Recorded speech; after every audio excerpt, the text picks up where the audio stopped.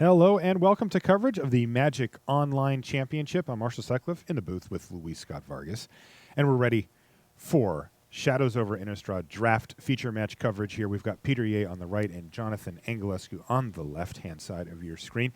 For those of you joining us live, we just watched Peter draft his deck, and we're going to get a chance to see it in action, so that should be fun.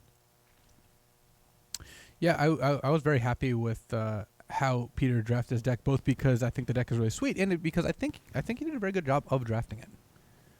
Now, the build was interesting, and I'm curious to see what Peter came up with for it, because he had some pretty tough / interesting choices to make as he went down the line. And I think we do have deck lists here. We'll keep an eye on it. I'm curious if Call the Bloodline made it in. Well, we have their pools here. Oh, just the pools. Yeah, we'll get to see it when he sideboards then. And we're underway here. Looks like an explosive apparatus to kick things off for Peter.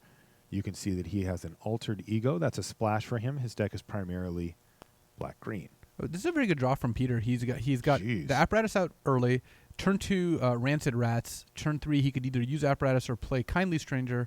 And basically, he's got a bunch of different ways to take the game into the late game. Swamp game. Yeah, and then play Elusive Torment, or followed up, if he draws a blue source Altered Ego, or eventually Epitaph Golem. Because he's playing against a Black-Red Vampires deck, which skews aggressive, though Jonathan's hand is not the most aggressive, partially because he's missing red mana. He would love to play a Sin Prodder here, though he might not play it into an Explosive Apparatus. Yeah, he's actually considering playing a Vampire Noble. He decides against it. He's going to go for the Crow of Dark Tidings. Either of those is susceptible to the Explosive Apparatus, and he's going to have to just take his beats there. Yeah, Crow, kind of a madness, or rather Delirium Enabler, but in this case just played because it's a 3-mana 2/1 flyer. So Peter does find a land, but unfortunately for him, it's not a swamp, and he's going to have to just immediately fire off. And you do see, by the way, this is a subtle interaction here, but Peter did use his Explosive Apparatus in the main phase while his opponent was tapped out. He wants to avoid getting blown out by a combat trick of some sort. He also doesn't know what Jonathan's second color is, so he's worried about something like playing Survive the Night or some other combat trick, Strength of Arms, even though it turns out that Jonathan's playing red, doesn't have a ton of options in the combat trick department. Yeah. But he just found a Call the Bloodline off the top of the deck. It looks like he's going to offer a trade here, and it looks like Peter's going to take it. So a rat for a rat. Oh, maybe a rat for a damage point here. One advantage to trading is that Peter is looking to enable Delirium, and he would have artifact and creature in his graveyard once that rat dies. Which he did.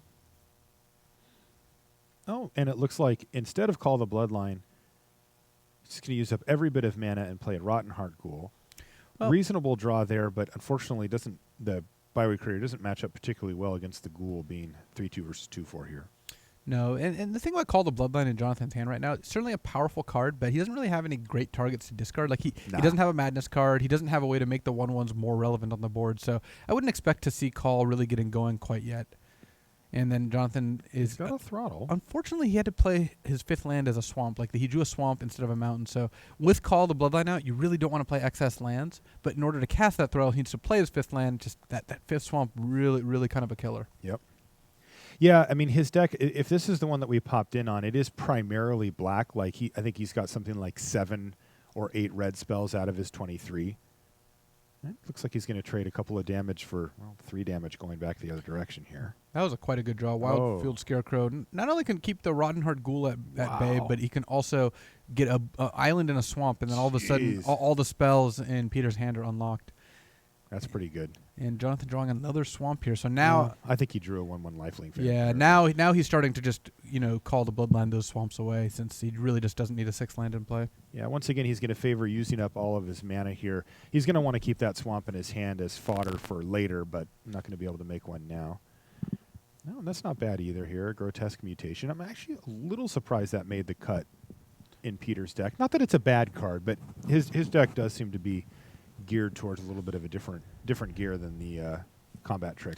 Yeah, it is of the combat tricks the one that's best at stabilizing your life total, keeping you in the game when you're getting beaten down, because it does give lifelink here, +3/+1 and lifelink. So Peter could have sacrificed the Wildfield Scarecrow and made his land drop, but because his next turn in his play is going to be a 4-mana spell, it's not that critical to do that. Yeah, look. So we're going to want to see Jonathan make a vampire here on his turn, if that's his plan anyway. Yeah, because Call the Bloodline can only be activated once per turn. I think there's a good chance that Wildfield Scarecrow gets sacrificed, and it does to go get 2 basic lands, Island and Swamp. Or it looks like Plains. Whoa. Interesting. I wonder if... Peter is splashing Angelic Purge. I wonder if he's not playing a basic island. It's possible that that's the case. Oh, okay. Like he's just playing a Choked Estuary and a Loam Dryad to splash the Altered Ego. That is maybe a possible. Weirding Wood. That is a bit risky. Oh, there's a... there was a Ghoulsteed in the graveyard. I didn't catch that. Interesting. So instead of making... from the Crow of Dark Tidings, it milled a Yeah. Ghoulsteed. So Ghoulsteed, the 2 swamps get discarded and they turn into a Ghoulsteed instead. That makes sense. All right. Well, that does give him a way to start attacking. Taking a look at Jonathan's graveyard, he's got creature, sorcery, and Land. lands and instant. So he actually has Delirium. So he's able to play Stallion of Ashmouth or Ashmouth Stallion and able to pump it, pay 2 mana to pump it because he does have Delirium. So it is Stallion of Ashmouth. You had it. I should never doubt myself. that wasn't really my point. You're right, Marshall. I should never doubt myself under no circumstances. So this is kind of a interesting spot here from Peter's perspective because he'd like to just block and transform, but he does open himself up to a throttle if Jonathan has one, which he doesn't. He just straight up traded. He traded Elusive Tormentor away, which... Wow. That's aggressive, but part of it is that Peter's late hand is really good for the late game, so presumably he's expecting better things later. I'm still surprised by that. He has an Epitaph Golem in his hand. That could block and the he's 4/4. at 18 life, yeah. He could also use Grotesque Mutation to make it so his Tormentor survives and he gains 7. Not this turn, but like he would have been able to later. Yeah, I mean, you talk about that a lot about, using your life total as a resource, and Peter is valuing his life total very highly. He just traded off one of his better and harder to deal with long game cards there for, something decent. I mean, it's okay, 4/4, but... I wonder if we'll see him double block here. Looks like he's going to pass on that. Okay, no pumps. Well, that's interesting because... More Crit Necropod there. More Crit Necropod is currently on cast, will cost 6 mana, so... Jonathan could have doesn't have anything else to do with his mana. Interesting. I think I would have pumped. I think I just would have dumped my mana into the Stallion. He's not doing anything else. I guess he could pump twice and still discard the Sin Prodder if that was his plan anyway. Well, he finally found a mountain. Mountain, not a bad draw here. But wouldn't you rather just play the Necropod? Yeah, I would slam the Necropod, but it's still good to have a mountain. Mm-hmm. Stallion could be attacked, but now if it gets double blocked by like Byway Couriers, that's kind of annoying. Byway Courier is a card I'd be looking to trade off if I'm Peter, just because he wants to either get to blue mana or get to his other good late game. Though both Elusive Tormentor and the Kindly Stranger have already hit the graveyard, so those are part of what he's relying on for the late game.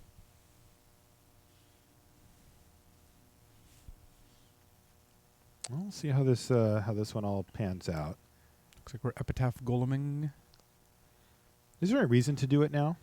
Well, if you think that, like Kindly Stranger, for example, is going to be good enough and you're not taking away Delirium, you might as well start putting some good cards back so you don't have to do that later. Just a mana efficiency thing? It's just mana efficiency. Also, they're 20-something cards down. Right. If you have more shuffle effects, that helps. Ooh, Angelic Purge quite good here. Is he just going to have to use it to take out the Necropod? That thing is a problem for him. The Necropod seems like the most threatening card right now. Though, actually, it can get double blocked and then you cast Grotesque Mutation, but then you lose all your creatures except for one. Yeah, that doesn't sound great. Yeah, it's just too like risky. If you double block with Byway Courier and Epitaph Golem and cast Grotesque Mutation, you lose Epitaph Golem and Grotesque Mutation to take it out, which doesn't seem appealing because it's a 7/7. Yeah, I'd rather just lose a land in my Angelic Purge. You could lose the Byway Courier so you can get the clue out of it, but I'd rather just start by losing a land. The Byway Courier is going to trade off in combat. Right. You don't have to worry about that one. Right, and he's got plenty of mana here. He's drawn another swamp for the turn as well. Still no way to start actually attacking, but that's not really, how Peter's approaching this game anyway. Olivia's Bloodsworn. All right, he's finally found a way to get in for damage. I would assume he'd rather just play the Sin Prodder plus the Bloodsworn rather than give the Bloodsworn haste this turn. But I like that. You can pay a red to give Bloodsworn haste, hit him for 2. But if you play Sin Prodder, there's a decent chance you flip something next turn that makes Peter pay a couple life anyway. Yeah. The Stallion could also attack here potentially. Yeah, it looks like he really doesn't want to trade off the Stallion.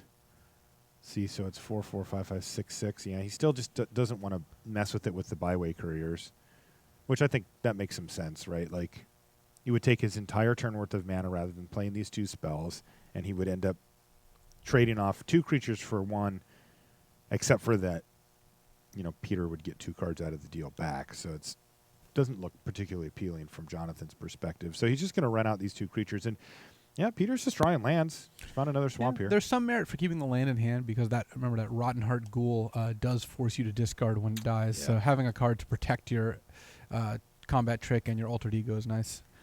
Peter would like to see a blue source here. It was a Rancid Rats that was revealed to the Sin Prodder.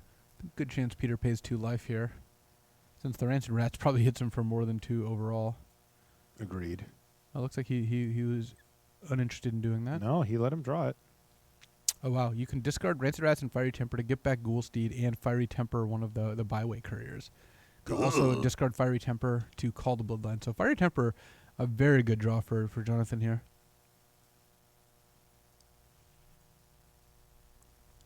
Lydia's Bloodsworn flying over here. It's going to get in. And it's possible, again, that the Stallion of Ashmouth does want to attack at some point here because it can... It's basically a 6/6. It's essentially a 6/6, and the Fiery Temper in hand, you'd have to only be able to activate it once, but if you get double blocked by byway couriers, you could discard Fiery Temper to call the Bloodline, for example. Mm-hmm.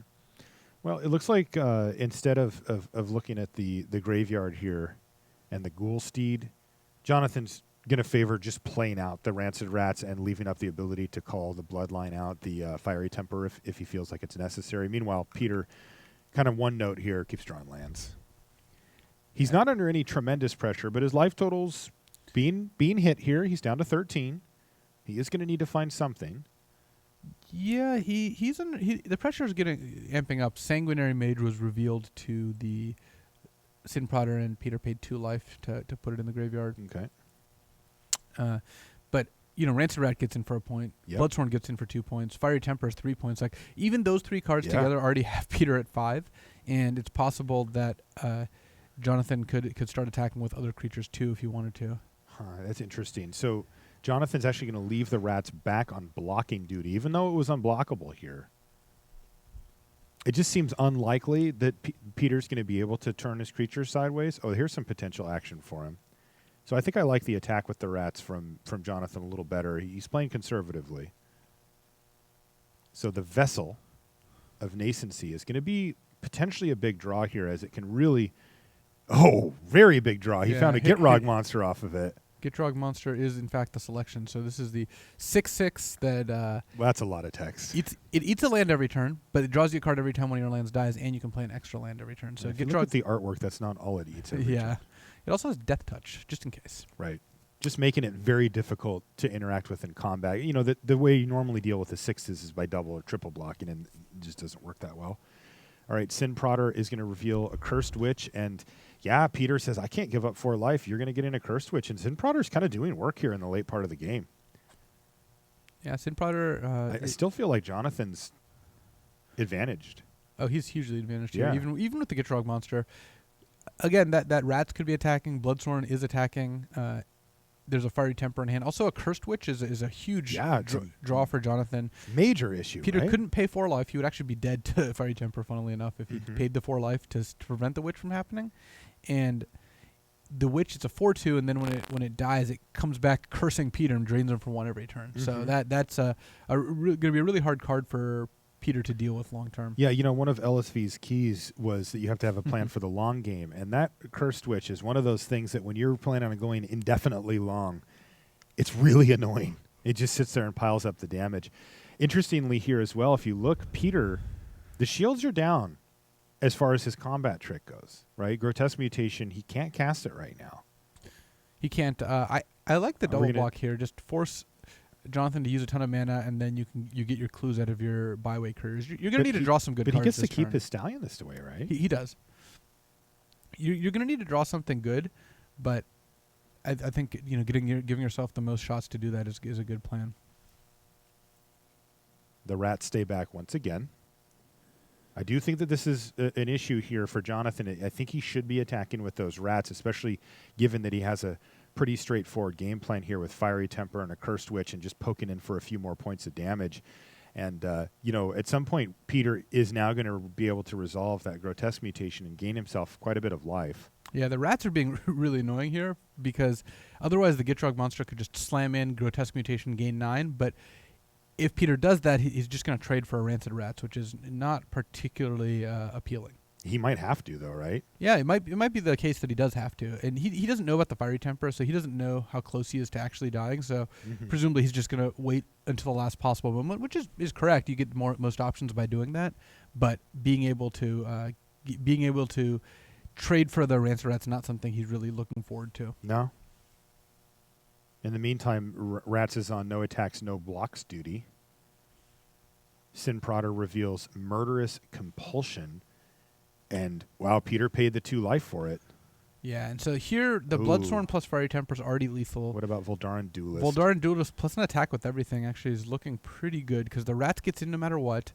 The Sin Prodder has Menace, so it requires double blocks. Yeah, but the interesting thing is that, like, given the fact that we know about the Grotesque Mutation, Jonathan should only attack with the Rats and the Bloodsworn here, right? And just avoid combat altogether. I actually like attacking with everything because this forces Peter to do something to live, and then you also have Fiery Temper as a backup. Okay.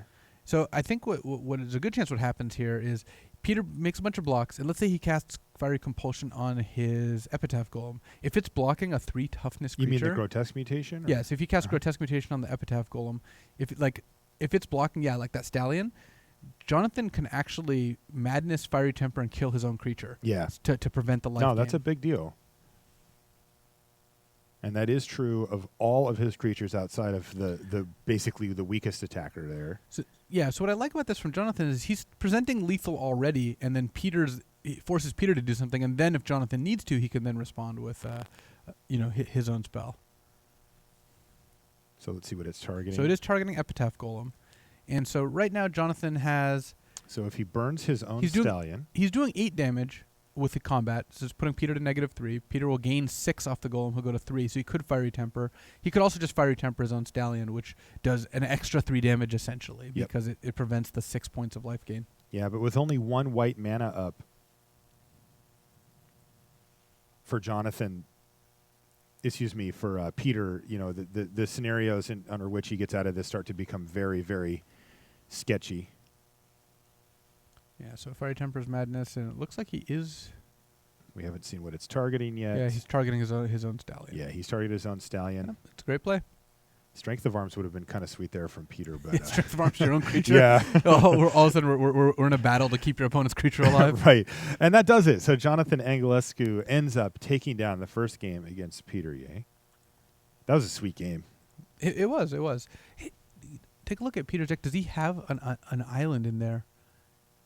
It doesn't look like he does. Negative. Choked Estuary is that top card. Yeah, it looks like he's running the Alter Ego off Choked Estuary and Loam Dryad. All right, that is... and Weirding Wood, it looks like that one got into. So he's got 3 blue sources, which is, I think, enough. But if he had an island last game, I think there's a good chance he would have fetched out island with his Wildfield Scarecrow. I do like splashing the Angelic Purge. It's very good in Peter's deck, and he's got enough fixing to support it. Do you like splashing the Altered Ego? Yeah, I would definitely splash both. Off of those 2 sources? I would play an island. I think that by adding 1 island, you kind of add 2 sources because the Wildfield Scarecrow. But I like splashing both the cards. You do have enough fixing. You've got a Loam Dryad, you've got Wildfield Scarecrow, you've got a dual land, you've got 2 green vessels. So I think the thing for people at home is finding the place where you draw that line. Right? Like, what is the Altered Ego doing for Peter that he doesn't do already? It's a power level bump. But what role is that filling? Because he's taking on some level of risk. For example, that game, it rotted in his hand. He essentially mulliganed that game by having Altered Ego in his hand the whole game. Right. What it does is it gives you a powerful card on 4 mana and a powerful card on 10 mana. That's part of the reason the card is so good. You will, at the very worst, be tied for the best creature in play, and most of the time you'll have the actual best because it'll have a couple +1/+1 counters. The card is just really powerful. So it's just a raw power bump to it's just worth splashing. It's just so good in the late game and so good in the mid game. But I mean, I think the question here is not if it's worth splashing, if it's worth the second splash, because he's already committed to splashing for the Angelic Purge, and that's the interesting part. He's not committed to splashing for either, but he clearly is interested in splashing both. Again, if he didn't have mana fixing, I'd advocate 0 splashes. Yeah, let's just assume that he is going to splash white for the Purge, right?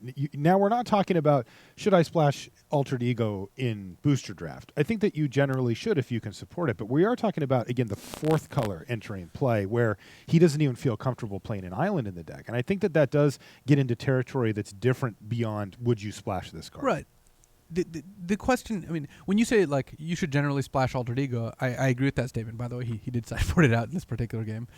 He's mad at it, staring at it. That's a guideline. That's not a rule, and you have to evaluate case by case. In this case, he's got multiple pieces of fixing. He's got good ways to go. Lone Dryad long plus game, a Scarecrow, and also Choked Estuary as a blue-black land, and 2 green vessels, which is helpful as well. Plus, if he opted to, he could play like Groundskeeper, which combines with Green Vessel nicely as well. That being said, being in your deck, I do think it's worth splashing. Okay. Good talk. No, it's difficult to figure out how to balance these things because we're going pretty deep here with the because most people, splash. And most of the time I don't advocate playing 4 colors, but in this particular case, I think he's got the deck. The contents of his deck justify that. Weirding Wood also, that's another huge one. Weirding Wood provides all 4 colors. And did he end up playing that in the main? He did. Okay, sweet. This is a nice little draw for him as well. He's got a Clip Wings that he can find a target for literally immediately. It's just the next turn that he could cast it, he gets a clip off Olivia's Bloodsworn there. He's got a Moldgraph Scavenger, which, he's only got the 1 card type in hand right now. Yeah, Clippings looks like a really good sideboard card here. We're going to see Jonathan play Flyers on turns 2, 3, and 4, so Peter almost wishes he had more of them available. Byway Courier looks pretty nice, though, against Flyers. Magmatic Chasm, when you've got the all Flyers draw, is kind of cool, too. Well, that's not a combination because it only stops. Thank you, Luis, yes. So here, Jonathan has got the kind of interesting decision. Do you play both your 2-drops for maximum mana efficiency, or do you just play the Bloodsworn and give it haste? I would lean towards just giving it haste. Would you really? Yeah, the thing is, Sanguinary Mage, what's it going to do right now? It's not attacking past Moldgraph Scavenger, and it's not blocking Byway Courier. No attacks, no blocks is not a way to live your life. Yeah, ask Rancid Rats. Yeah, well, Rancid Rats did their job. It did. It held off. It wasn't no attacks, no blocks in the sense that it wouldn't block. It's just it prevented itself from having to block by scaring off the attackers. So let's be fair to the poor little Rancid Rats. All right. It did attack on that last one, too, by the way. Yeah. Attacked when it mattered. Look, just because they're rancid doesn't mean you don't have to be nice to them. All right, Byway Courier is going to crack back to drop Jonathan down to 17, and you can see the Wildfield Scarecrow is ready to be cracked open here. There's also an Angelic Purge in hand, but I got to say, looking at the hands here, things look pretty good for Jonathan. Yeah, and Peter's got 4 points of power and 10 points of toughness in play. So the unfortunate part is he's getting beaten down by these Flyers. Yeah, this is going to be a very quick clock, even with the Purge taking one of them down.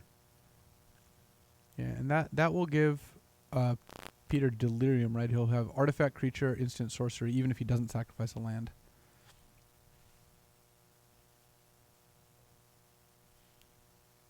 So we're going to see like Plain Swamp here, something like that? Yep. Okay, and he found a Ghoul Caller's Accomplice there with his draw step. And pre-combat Angelic Purge will buff up that Moldgraph Scavenger. So, I mean, is he forced to try to race here? Cracking for 6 is sweet. I think you have to Angelic Purge one of the 2 power Flyers. You're just not coming close to winning the game otherwise. Okay. And given that, you might as well do it first so you can attack with Moldgraph Scavenger. Though, I believe Moldgraph Scavenger is going to get throttled. Yeah, I like killing the Bloodsworn too because it's not. Don't worry, neither of those Flyers is in danger of blocking anytime soon. So there's no point in worrying about that text, and you don't want giving vampires haste.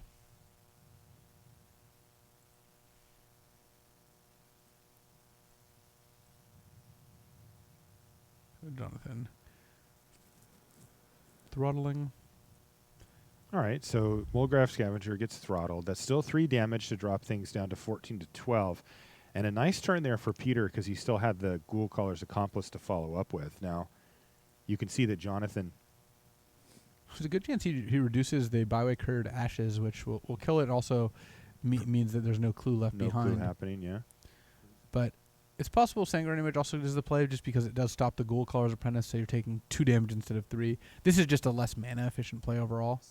The upside is that by waiting a turn, you get to cast Reduce to Ashes and attack with a 2/4 Sanguinary Mage. Is that a crawling sensation there for Peter? It is. This isn't the best position for it because ground creatures are just not going to help stabilize at this point. Right. That said, he's in a reasonable spot, right? He's taking 2 in the air from this crow, which is annoying, but he's going to have multiple draw steps to try to find something to get rid of it or block it. I think that Peter's in trouble here. He needs to find something. Reduce to Ashes is going to kill the byway cur, and then both of Peter's or both of Jonathan's creatures are going to attack. Maybe he just kills the Ghoul Caller's Accomplice. I would be surprised if he wanted to do that. Yeah, I mean, is he worried about getting attacked here? I guess he's not chump blocking anyway, so he may as well. All right. Wow. Yeah, so this is actually getting out of control. He did kill the Ghoul Caller, so just attack to guarantee the attack for 4. Yeah. This does set up Magmatic Chasm a little bit better. Sure. See if another Clockworth. Yeah. Okay, there's an Epitaph Golem. Oh no, the Epitaph Golem crawling sensation synergy is losing to the 5-mana removal. Yeah, well, it is very... Yeah, your key is missing a little here. But, I mean, I think that when you play this type of strategy, you understand that this is slow, this is long game, that you do need to have more. What did he find? He drew Burn from Within, so... Well... that's not a bad draw. Yeah, that's just game, right? I don't think there's anything in the format that actually matters here. Wow. So Peter Yeh kind of gets thumped here in game 2 by Jonathan Angelescu. And this is going to put Jonathan winning the match and improving to 6-2. Peter, I like his deck. I think it's still, he's in a decent spot, but he is 5-3, so he's going to want to look to finish strong out of the booster draft portion here. Those were sweet matches, though. Yeah, it was black red kind of beat down against the green white or green black splash a couple colors Delirium deck. And welcome back to the booth here. I'm just poking around at some of the other matches here. But Kenji Egashira is in the red zone, and he's got some updates for us from the floor.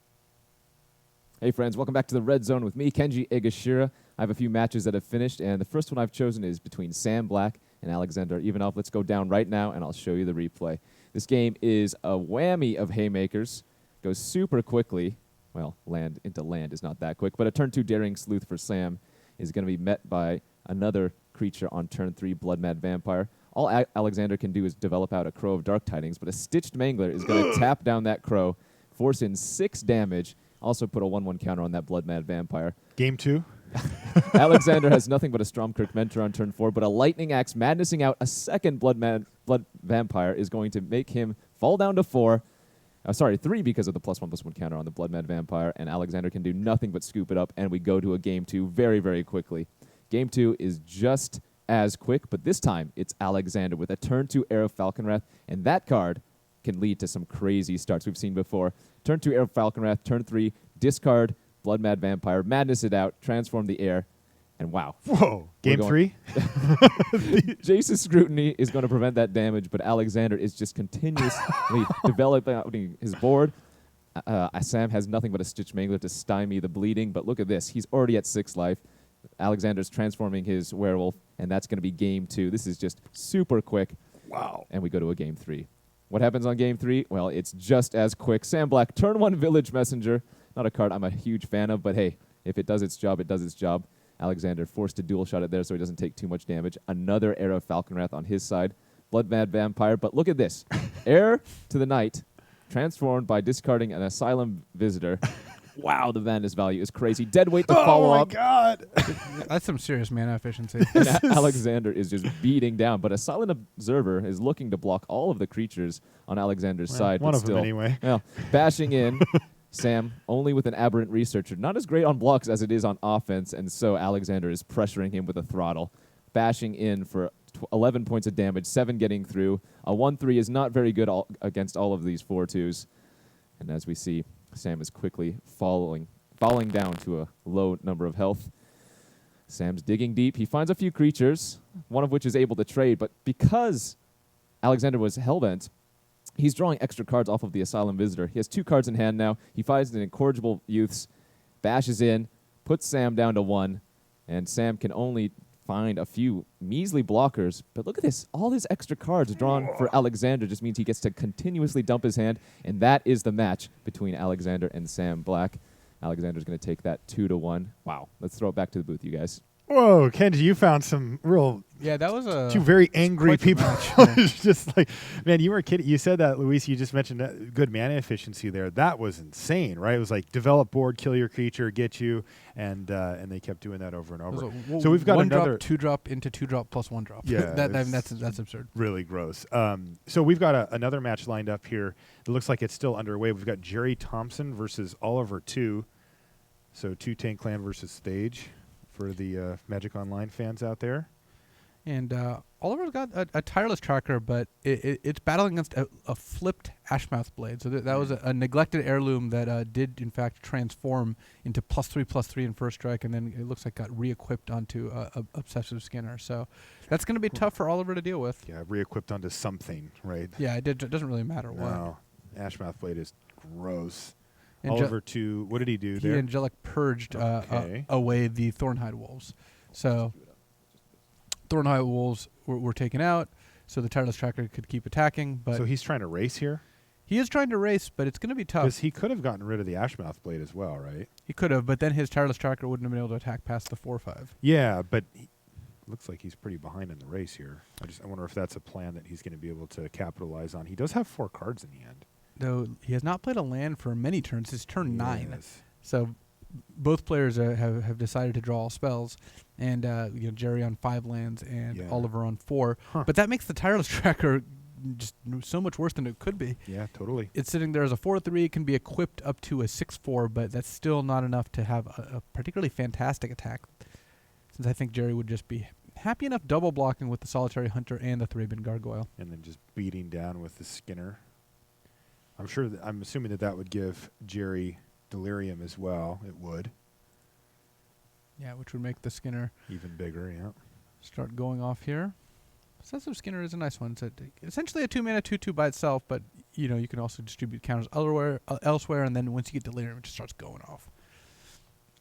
Don't love that artwork. Is that an elk? I would assume so. Ugh. So Tireless Tracker kind of holding the fort. Oliver does have 4 cards in hand, so, and presumably none of them are lands, so he's got some options here, but he doesn't have great ones. So if he has a combat trick, he could equip attack and then play a trick to survive the double block, and then he ends up in a pretty good spot. But still, even an equipped Tireless Tracker can't block the Obsessive Skinner because Ashmouth Blade gives first strike. So a 4/4 first strike can attack past the 6/4 here. Because True Faith Sensor gives +1/+1 plus an extra +1/+0 if it's a human, which it is, Tireless Tracker is, but still +2/+1 in Vigilance is not quite big enough here. It's no +3/+3 in first strike. Right, yeah. Once you get that heirloom transformed over to the Ashmouth Blade, it just turns any creature that can attack. I mean, that Skinner's a 1/1. It's like smallest creature. And it's just a big issue here for Oliver, too. Yeah, Oliver has to protect his own life total here. He's down to 8. That's the other thing is that Like 2 one attacks land from off the top. from the Skinner. Also, Like yeah, the if looking land at the Thraben Thraben? Gargoyle, Yeah. it's a 2/2 defender, but it can flip into a Stonewing Antagonizer and just smash in for 4 in the air.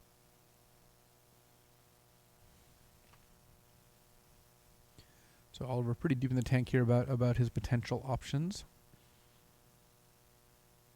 He does have more rares in play, though. He has a Fortified Village and a Tireless Tracker.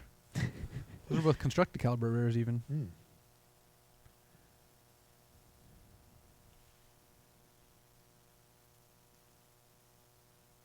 Well, he's certainly Let's deep take in a the look tank. at kind here. of the history of this game. So Jerry's deck's looking very nice. Wow, Duskwatch it sure Recruiter, is. Ashmouth Blade, Obsessive Skinner, and it looks like he's slightly on the Delirium side. He also, remember, he's got this Dauntless Cathar, so Yeah. at some point he can exile it to put a 1/1 into play. Make it into a 4/4. Yeah, and Puncturing Light traded for Oliver's earlier cards. He's got also Angelic Purge. There's a lot of Angelic Purges running around. Yeah, he's also got a Dauntless Cathar, And too. he also has a Dauntless Cathar. Huh. That's another option. Explosive Apparatus and Harvest Hand adding to some creatures. Pretty hard for Harvest Why Hand, is Harvest Hand in the graveyard? to get killed. Well, if we take a look at Jerry's graveyard, Look at his exile zone, Jerry's. yeah, it's possible that he... No. No. Interesting. I think that there's a good chance that... Oh, I think I know what happened. The Harvest Hand flipped into the equipment, and then it got... And it got sacrificed. Yeah. Then it got makes sacrificed sense. to Angelic Purge. And then so. it turns face up in the graveyard. Yep.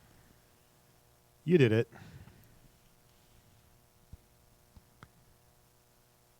Yeah, but as we came into this match, there was a little bit of action on Jerry's side. You can see the Solitary Hunter and the Thraben Gargoyle both have Summoning Sickness, but then as far as we know, this is just Oliver trying to plan out his game.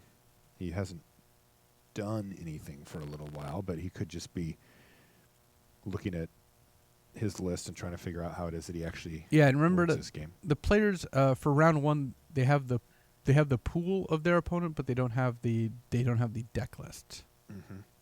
And then they get the deck list after round one.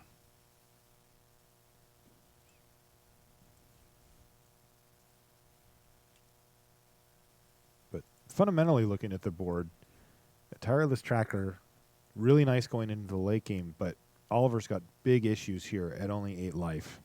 Yeah, he is behind on board, and he does have to worry about Jerry starting to pressure him here. So it looks like Oliver has made a decision. Cancel.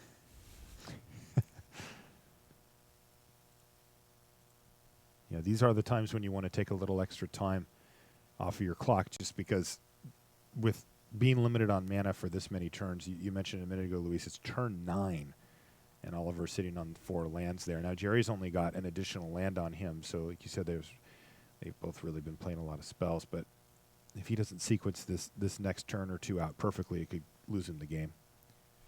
Right. So Oliver, we know he's got a multiple 2-mana plays here, because he's got the True Faith Sensor and the Dauntless Cathar. So figuring out what his potential other options are is something that he's going to be going through.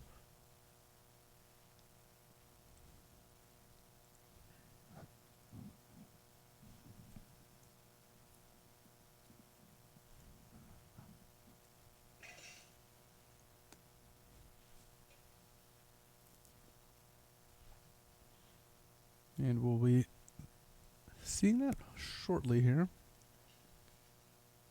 All right, looks like he's deciding whether to attack or not. Presumably the Tireless Tracker is not attacking by itself.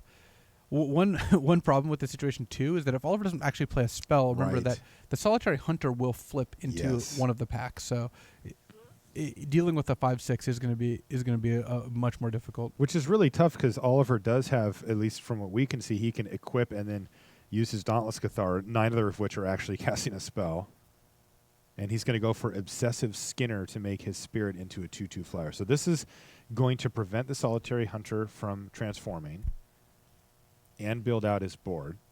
Also, giving the spirit the +1/+1 counter means that even with the land off the top from Jerry Thompson, the Stonewing Antagonizer on its own isn't going to be able to get through the spirit. They're going to trade.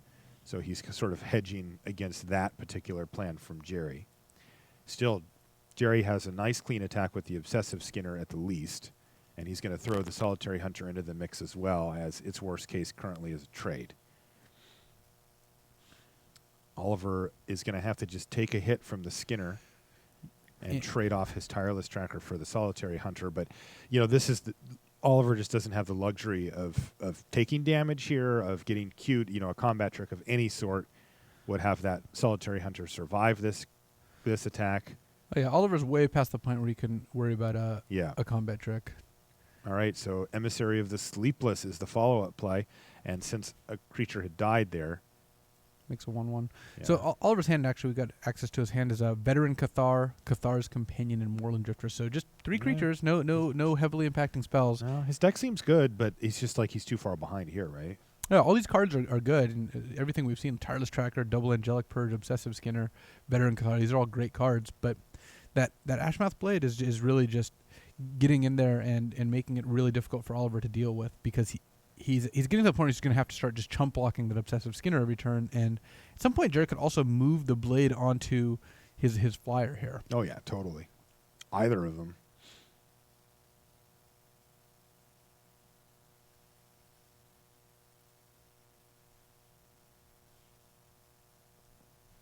And Jerry Thompson takes the match as Oliver realizes he is not going to win this game. Yep, and that's going to do it. So Jerry Thompson, he's on a little bit of a comeback here, right? Didn't he have a rough start to his day? He started Legacy at 1-2. 1-2, okay. And so he ended up going a 3-1 in the standard, So and he's then currently 1-0 in the draft. So Yeah. he's a 5-3 now. Okay, I know there's a lot of Jerry Thompson fans out there. He's a veritable juggernaut. the old 5-3. Kenji, do you have something in the red zone for us? I do. We're back in the red zone, folks. I've got a match between Magnus Lanto and Niels Norlander. Let's jump down. It's another blazing quick one here. Not as quick as the last one we saw, but hey, we still got a few creatures. Stern Constable, not exactly the most aggressive creature, but Magnus has opted to add that to his collection. Wicker Witch, again, not exactly the aggro staples you would consider, but looks like Niels can only block with the Sanguinary Mage, and a Rush of Adrenaline is going to make that Wicker Witch a little bit bigger. Halpack Wolf cannot block since Niels does not have another wolf or werewolf, and so Magnus is going to ship in the team, and Niels falls down to 14 players.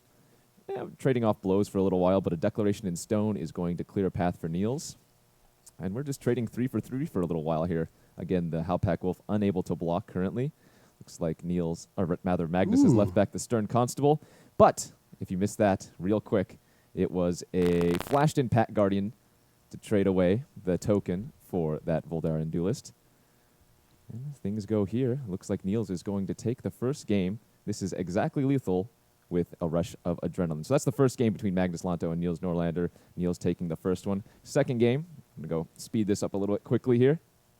Things start off to a good start for Magnus.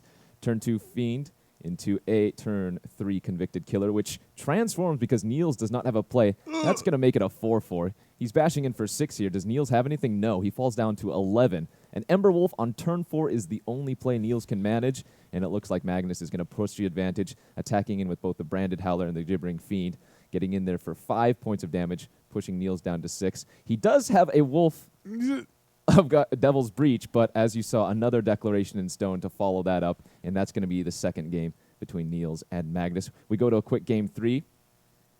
This format has proven to be very, very quickly, or at least in the flashback matches I've cast. Thraben Inspector into Stern Constable, Hinterland Logger into Halpack Wolf. Of course, this is a werewolf, so the Halpack Wolf can block currently.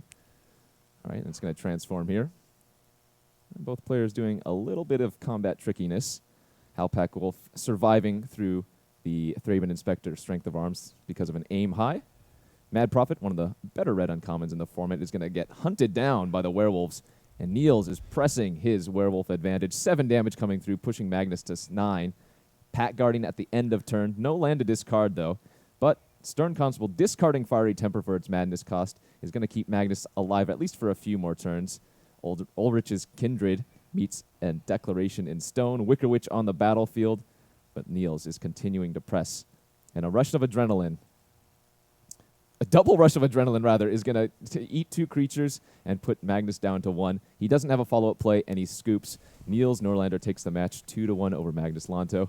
Let's go back to the booth, guys. All right, thank you, Kenji. And that's going to wrap coverage here for round number 8 from the Magic Online Championship.